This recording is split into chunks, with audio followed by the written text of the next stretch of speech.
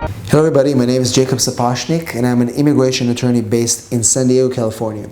In this video, I'll cover one of the most complex areas in immigration law, and it's the waivers of grounds of inadmissibility.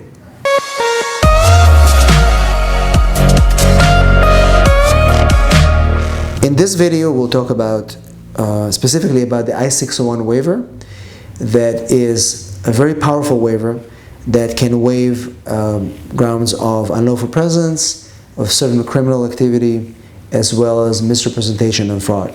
So essentially, how do we go about applying for the I-601 waiver? First of all, there has to be a qualifying relative. Who is a qualifying relative in I-601 waiver cases? Typically, it's a legal permanent resident or a citizen, spouse, or a parent. So it is very important to connect a qualifying relative that will be the focus of our waiver, because if there isn't qualifying relative by law, then we don't have a waiver and that case will not be possible. So the only other exception to a qualifying relative that is not a parent or a spouse is when we're trying to waive certain criminal acts, and in those cases we can use a child who is a U.S. citizen. But typical qualifying relative will be a LPR or a U.S. citizen that is a spouse or a parent. What is the standard of a 601 waiver? The legal standard is extreme hardship. And this is a term that is very, very confusing because people are not really clear about it. And we have a lot of people that come to us when they try to do those waivers on their own, or they had other attorneys that are not familiar with the process. And it is really important to meet that standard, extreme hardship. What is extreme hardship? Extreme hardship is not hardship to the immigrant, the person that is currently barred from the United States. It is extreme hardship to the U.S. citizen qualifying relative, in this case, a parent or a spouse. What are some of the things that the U.S. government is looking at when they determine those waivers? So we have things like family ties in the U.S. or in the foreign country. If the U.S. citizen's spouse or parent has been living in the U.S. for many, many years, they have strong roots here, uprooting them from here is going to cause them extreme hardship because they don't know anybody in the foreign country. They can't work in the foreign country. They're going to be lost because they don't speak the language.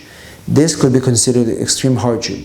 Another factor for extreme hardship are medical and psychological conditions. So if the U.S. citizen's parent or spouse have a serious medical condition, like, for example, cancer or muscle dystrophy or serious depression, those are conditions that can only be treated in the United States because they're currently being already treated by a physician here.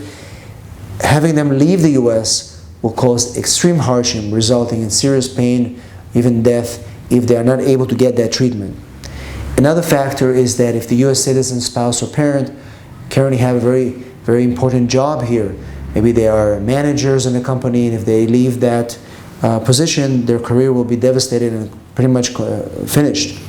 If they have a business here that many other people depend on, like let's say if it's a spouse that has their own business and now have her elderly parents depending on that income, if that person must depart from the United States, it's going to cause extreme hardship to them and their family that is left behind.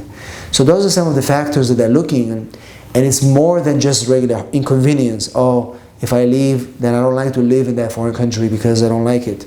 It has to be extreme hardship. Maybe it's a country that has a very severe country conditions like war, like Somalia or El Salvador, where there are gangs fighting each other. So things like that we can put in the case to show that country conditions make it so difficult, almost impossible for that U.S. citizen qualifying relative to move, and therefore it's going to result in extreme hardship. And in those cases, if we can demonstrate those factors, the government will take it into consideration and approve the waiver. There are a lot of factors that are also discretionary. Therefore, these waiver packages that we put together have a lot of exhibits. We use doctors, psychiatrists that will prepare certain reports, country condition experts that will put some reports to show why this particular qualifying relative will suffer if they are to go to this foreign country. We use exhibits, we use affidavits in a certain way that will make it easier for the adjudicating officer to approve that 601 waiver case. Now remember, those waivers been created in the law for a particular reason, because once a person is barred and they've done their time abroad, there has to be a way to bring them back if they meet those waiver requirements. There are many waivers out there. In this particular video, we mentioned the 601 waiver. There are waivers like the 601A, which are specifically for unlawful presence.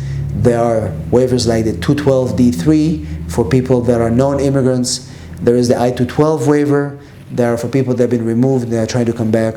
And we'll do more videos about those specific waivers. But in this waiver, I was trying to cover the 601 extreme hardship waiver and hopefully give you a little bit of a glimpse into what it is. We have more articles on our website that will focus on that. Please subscribe to our channel for weekly videos that will cover the other waivers and many other topics in immigration law that you want to watch, and we'll keep making. Thanks for watching, and we'll see you on our next video.